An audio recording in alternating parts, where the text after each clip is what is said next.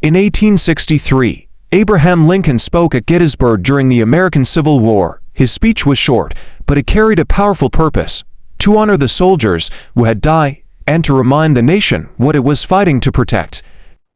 Lincoln connected the painful present with America's founding promise of liberty and equality.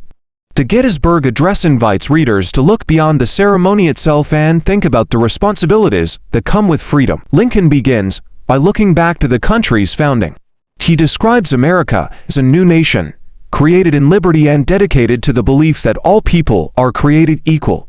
This opening is important because it gives the speech a clear foundation. Lincoln is not speaking only about one battle or one cemetery. He is measuring the nation's present struggle against the ideals that shaped its beginning. His words ask whether those ideals can remain strong during a time of division. The speech then moves from the nation's past to its difficult present. Lincoln describes the Civil War as a test of whether a nation founded on liberty can continue to endure. Gettysburg is presented as a battlefield, but it is also a place of remembrance. People have gathered there to dedicate part of the ground as a final resting place for those who gave their lives so that the nation might survive. The setting makes the question of national unity feel immediate and deeply human. Lincoln explains that the fallen soldiers have already made the ground sacred through their courage and sacrifice.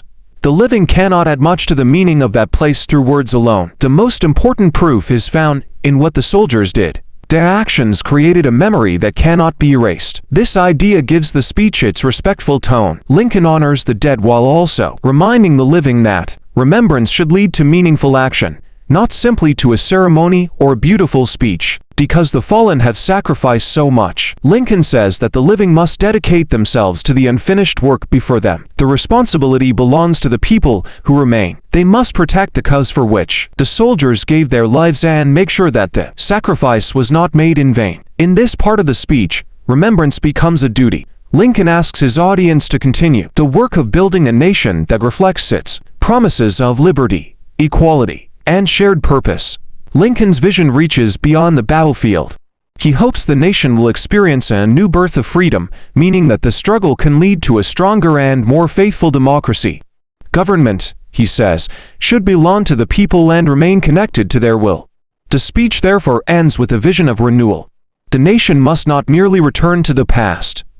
It must learn from the crisis and move forward with a deeper commitment to equality and freedom. The Gettysburg Address is brief, but its message continues to matter.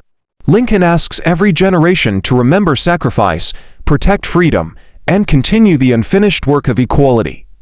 The speech shows how a few carefully chosen words can connect history, responsibility, and hope. Its final lesson is that a nation survives not only through its laws or institutions, but also through the willingness of its people to keep its ideals alive through their choices and actions.